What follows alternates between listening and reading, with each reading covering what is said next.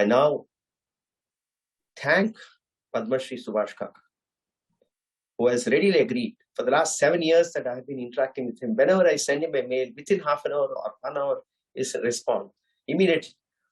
And he always accedes to my request. We have done so many events, engaged with him, interacted with him. I've never seen a more cooperative scholar in my experience. Subhash ji is a Padma Shri. He is a computer scientist. He's a professor at Oklahoma University in Stillwater. He's also a visiting professor at JNU. More importantly, recently he has been a member of the Prime Minister's Advisory Council for Science and Technology and Innovation. He has authored several books, several bestsellers, several very, very intriguing books. And broadly speaking, his work is in the history of science, history of mathematics, philosophy of science, and archaeoastronomy. And these are the areas wherein his output can be read. I very, very warmly welcome you, Subhash Garu. Thank you so much. You are a Kashmiri Pandit yourself. You embody that 15 minutes of that climax speech. All those things you have been talking to us and expounding us. In fact, someday I would like a visual meditation with you wherein you will walk us through the glory of Kashmir and explain stanza-wise, paragraph-wise, the greatness of all the people who have been there in that land. My own Bhagavad Pada Samadhi said to be there. And I do wish that someday we are able to install a murti. We have a platform where we consecrate murtis of Bhagavad Pada around the world. Someday in the Shankaracharya Hill itself, probably we will be having his vigraha. So I warmly welcome you.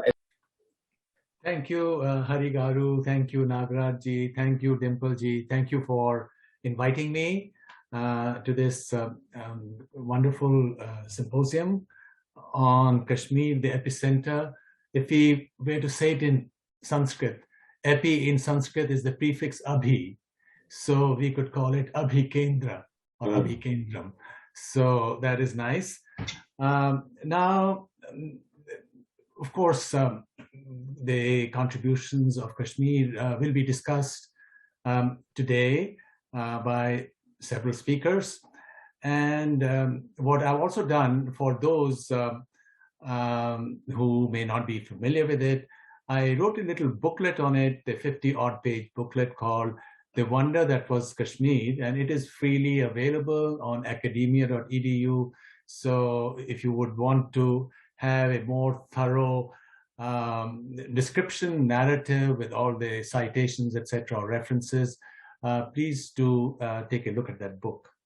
Now, one reason, in my view, that Kashmir has exercised so much of an influence in Bharat and beyond is because Kashmir was at the border. Kashmir is where all the wisdom of Bharat was regenerated, if you will, or transformed.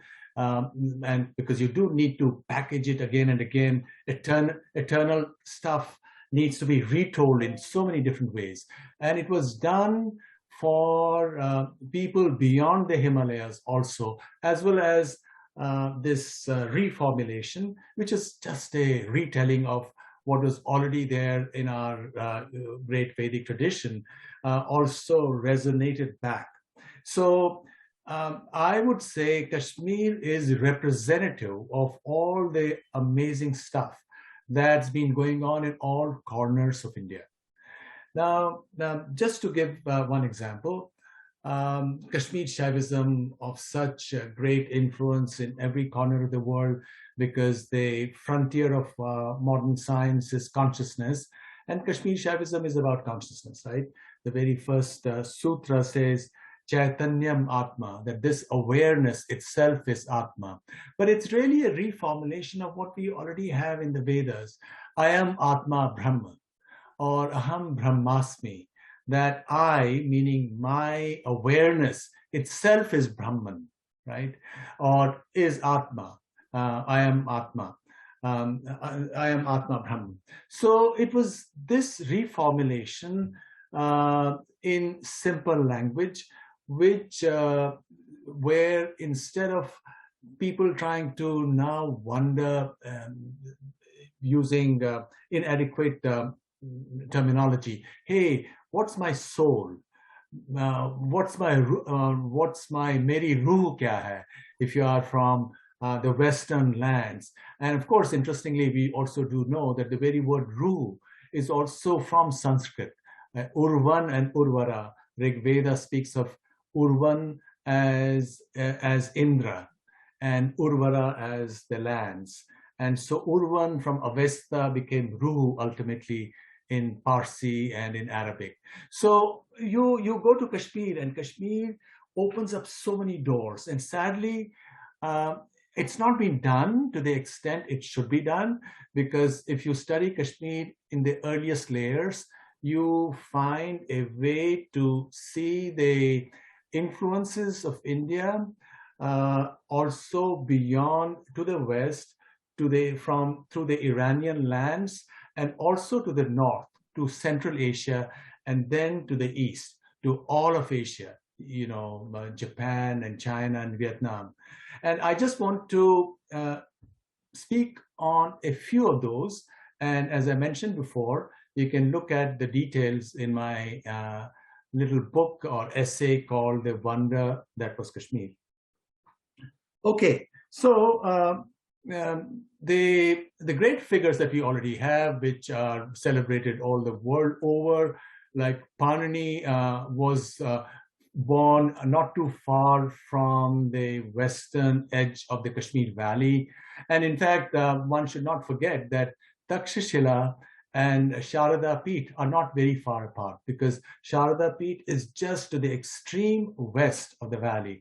And right now, very strangely, when the war in 48 was going on between India and Pakistan, India stopped just 8 kilometers short of Sharada Peeth. So Sharada Peeth right now is under the Pakistani control.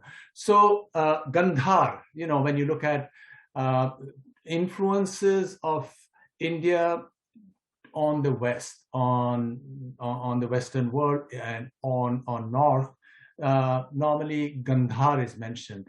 And Gandhar and Kashmir were joined together, because if Takshashila was the center of Gandhar, and Kashmir, you had Sharada Peeth, not very far apart.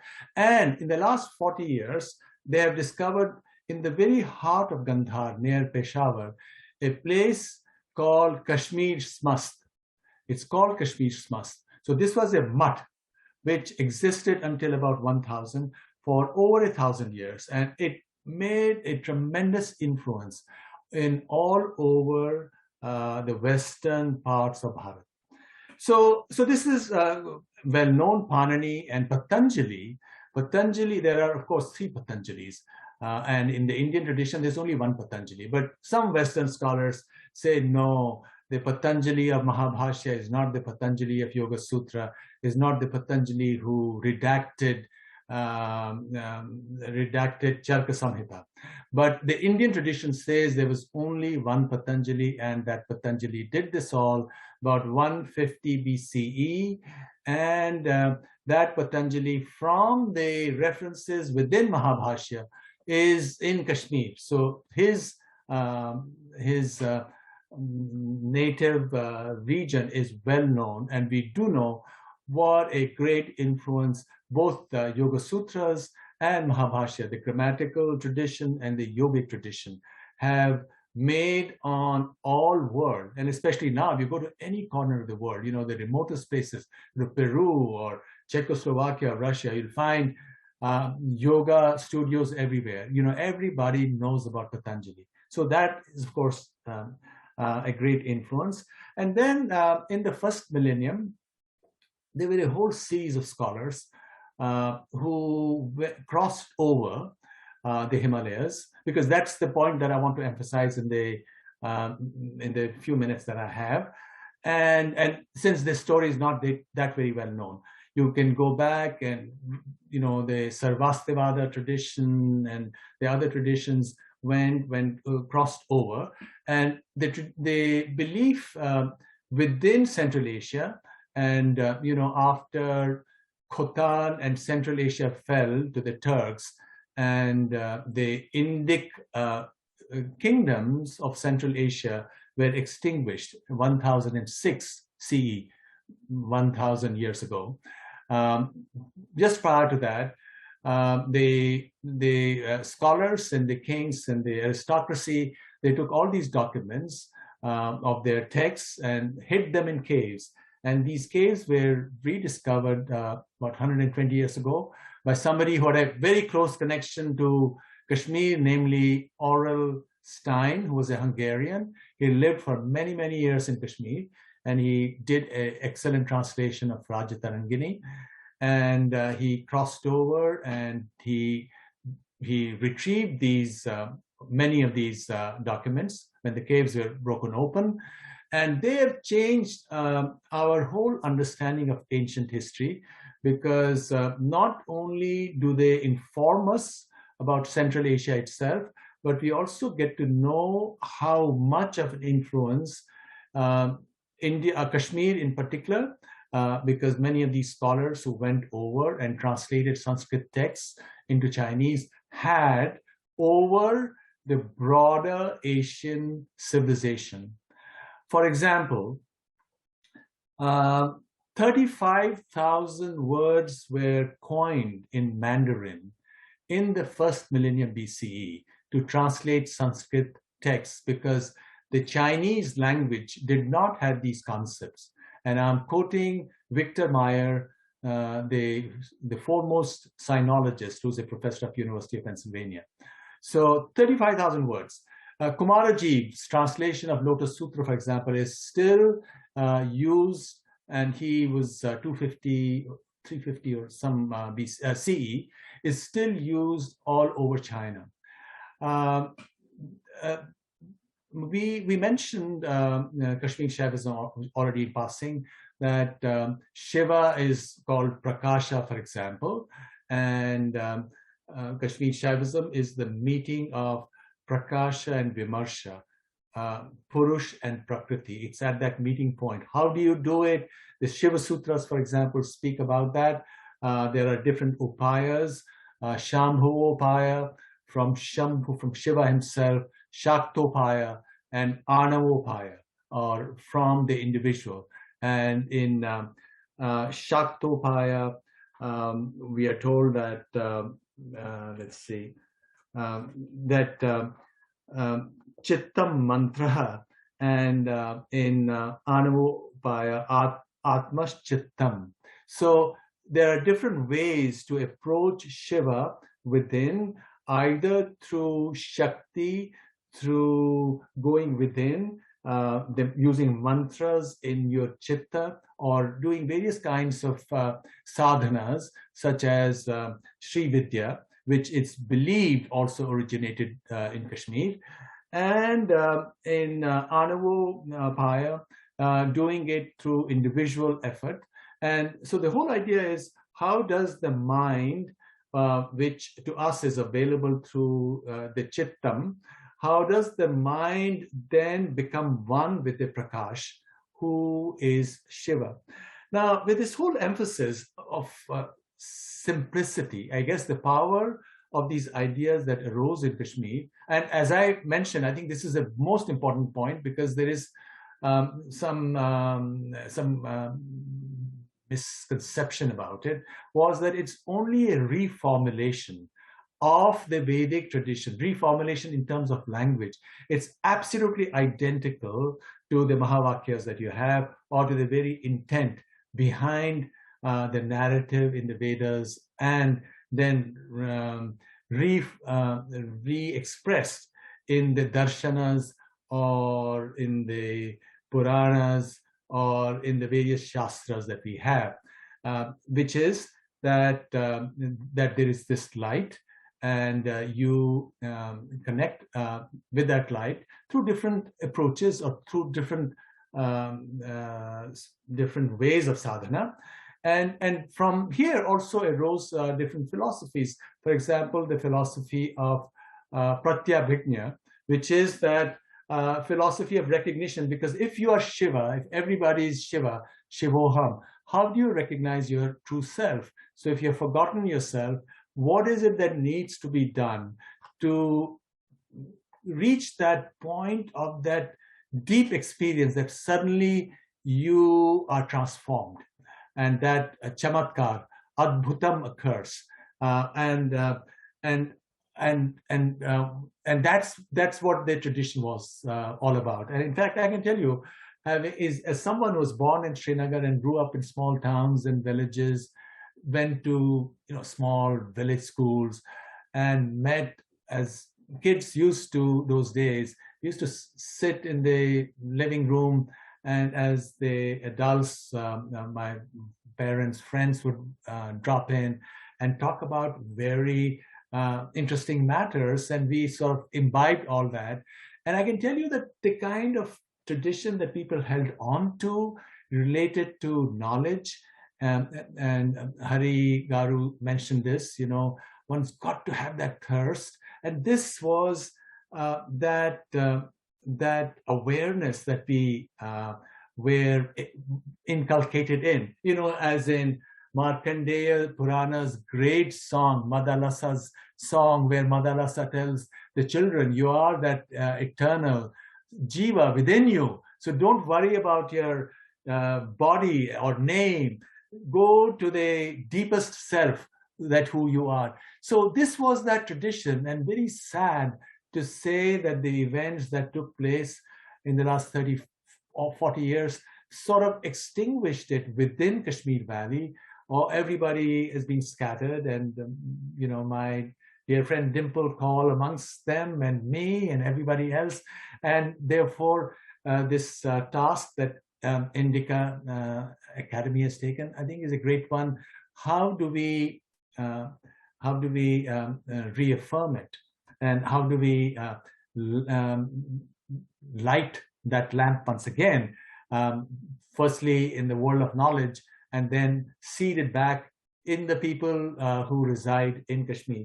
But now let me go back to the story. I was talking about Kumaraji, for example, and others, and what they did. Even Om Mani Padme Hum, this is the great mantra that the Tibetan Buddhists chant, and you have their chanting wheels as well. And what these chanting wheels say is Om Mani Padme Hum. And it was devised in Kashmir, and in Kashmir for Buddhism, Avalokiteshvara, who is the most compassionate of the bodhisattvas, became a representation of Shiva. And while not only did the Tibetan script not only was it created from Sharada and taken by Padmasambhava, who was supposed to be a Kashmiri as well, according to Tibetan tradition.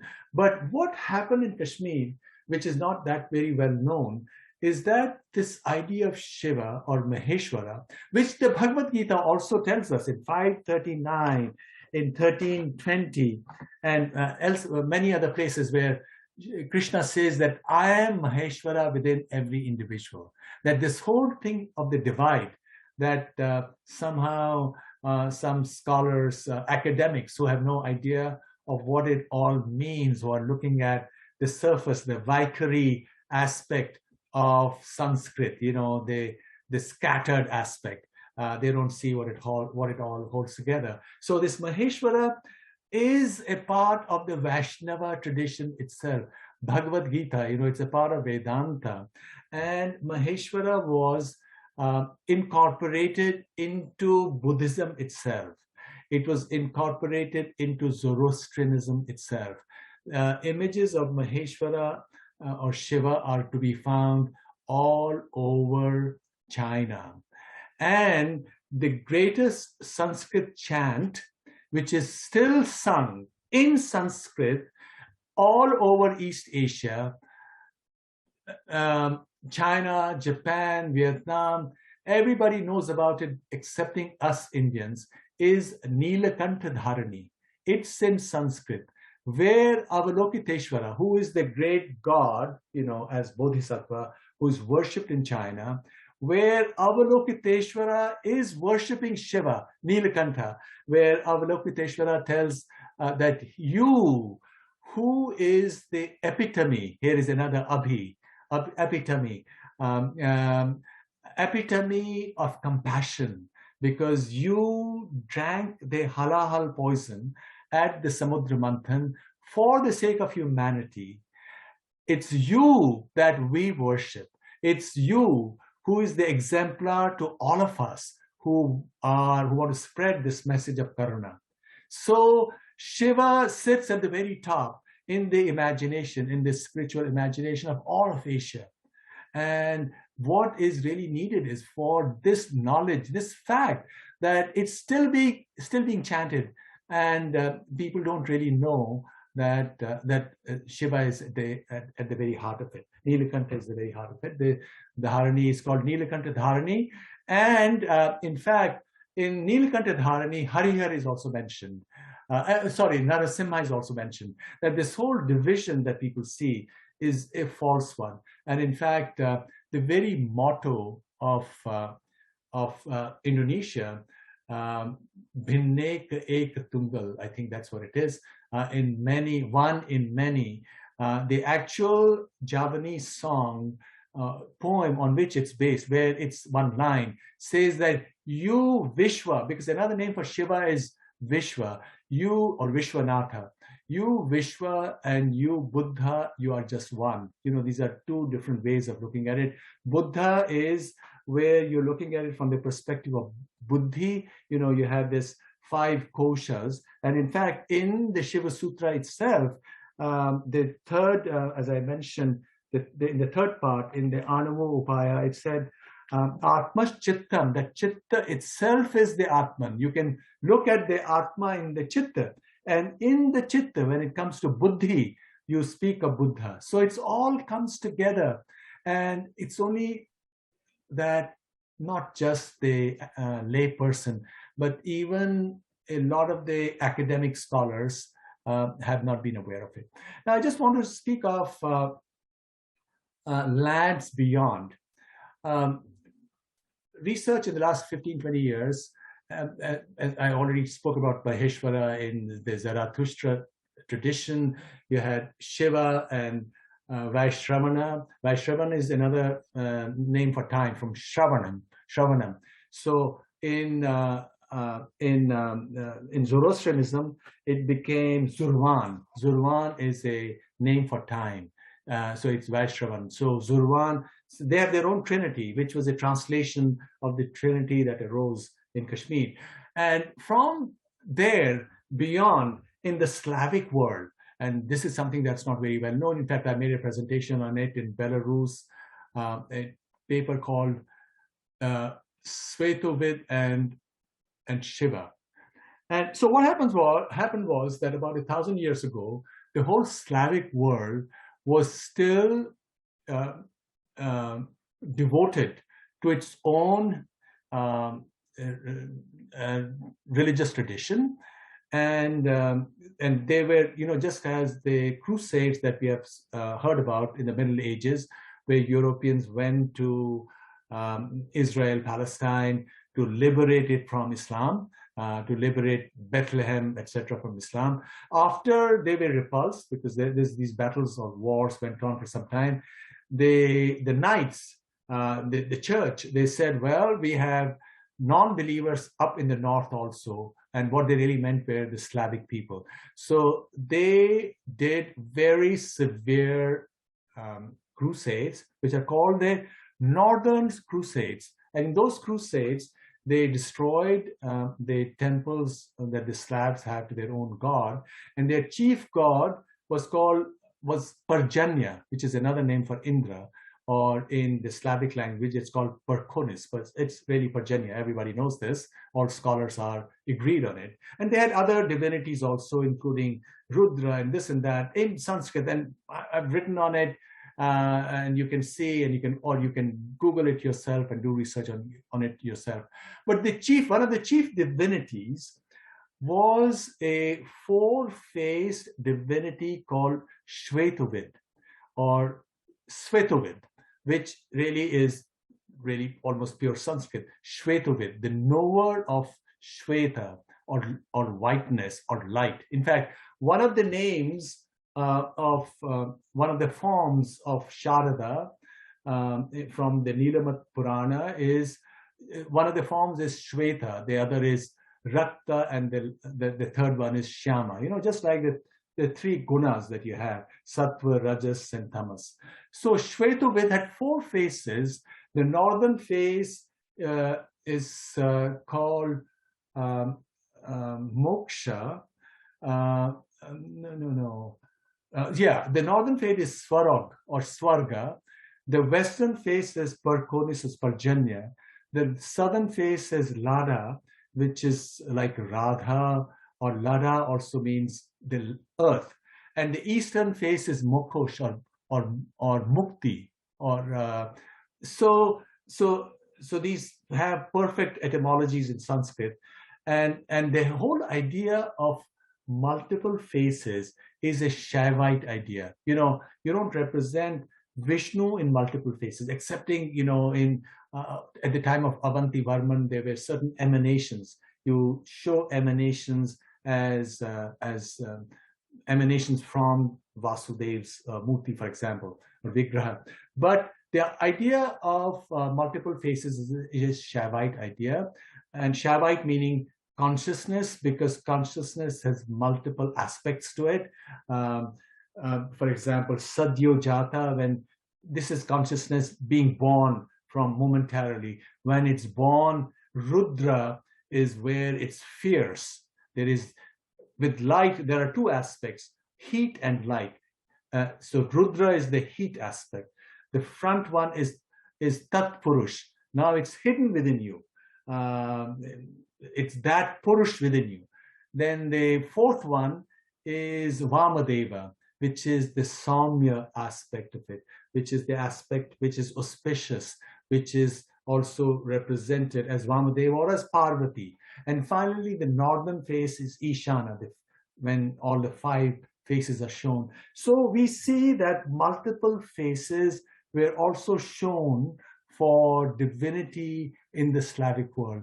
So the idea, the Vedic ideas as reformulated for the times in the first millennium BC as agamas, as the samvadas, the dialogues between Shiva and Parvati, where Parvati then is your mind, and Parvati is Vimarsha, is your mind, is Manas, and Shiva is that light, that Prakash falls on it. So these dialogues were reformulation, and all the great rishis that arose in Kashmir in the first millennium, like Somadeva, Utpaldeva, or Abhinav Gupta, and many, many others. They also wrote on Bhagavad Gita itself, including Abhinav Gupta himself also wrote on that.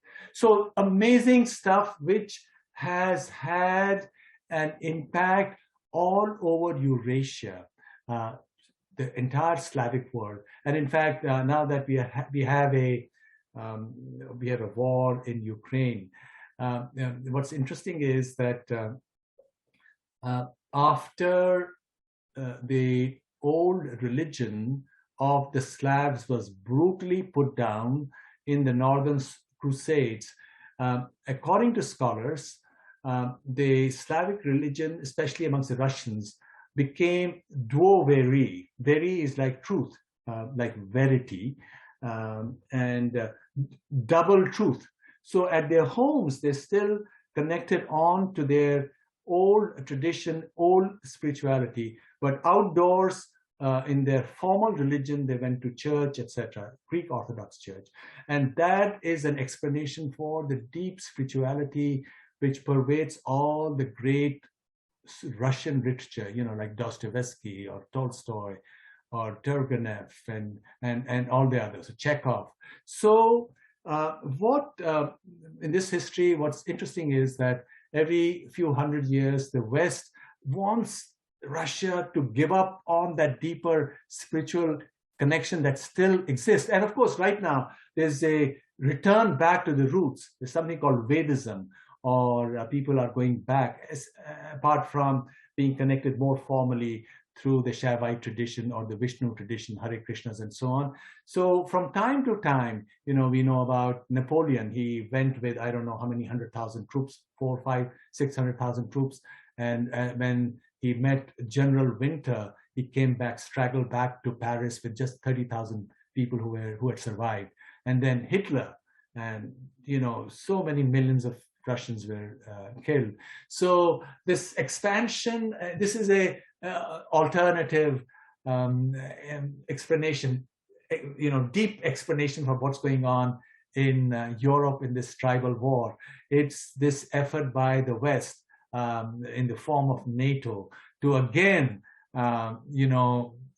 break up Russia, because Russia should be in the form of the West, where body is everything. Spirit is not to be. Spirit is to be discarded. This is this huge battle going on in the West, and the West is paying for it because there is deep unhappiness. In the United States last year, 120,000 young people died of drug overdose. And why they are into drug overdose? Because they don't buy this model which is being pushed to them by the media, by the education system. But the thinking people in the West know that this paradigm can't go too far. And in my view, we are returning to the ways of the Vedas, where the body and the spirit are like two wings of the bird. And that's what the Vedas were all about. That's what the Bhagavad Gita speaks to, and that's what Kashmir Shaivism also addresses. So this is an amazing point that we are at, and I think to be reconnected to the very heart of the Vedic tradition, and possibly because Kashmir was that outpost, if you will, where this was transformed in different ways, so that people out beyond the borders of Bharat would be more readily accessible, or it would be more readily accessible to them. Just as I mentioned about Nilakanta Dharani and all the East Asians worshipping Nilakanta every day, although they may not be aware of it. We need to tell them, and we need to tell Indians as well, Bharatiyas as well, that look, please reconnect with all the millions or billions of people beyond the borders, across the Himalayas and elsewhere, who are craving to be connected to this. And there, once again, one Kashmiri, probably he was a Kashmiri, but he was not saying anything new, because yoga is just the Vedas, lived Vedas, or Hinduism lived is yoga. Veda is one side of the coin, yoga is the other side. This darshana, lived life of a Hindu, is yoga. So with this, I stop because I'm just 1 minute shy. Thank you very much once again, Dimple ji and Hari ji and Nagaraj ji, for having me. Thank you so much, Subhash ji. And had it not been for the time zone difference, we would have insisted that you stay with us throughout the day. But please stay for as long as you possibly can. But I understand, it's night there at your end. Very, very grateful that you could take out time to be with us and give the keynote speech. Thank you once again.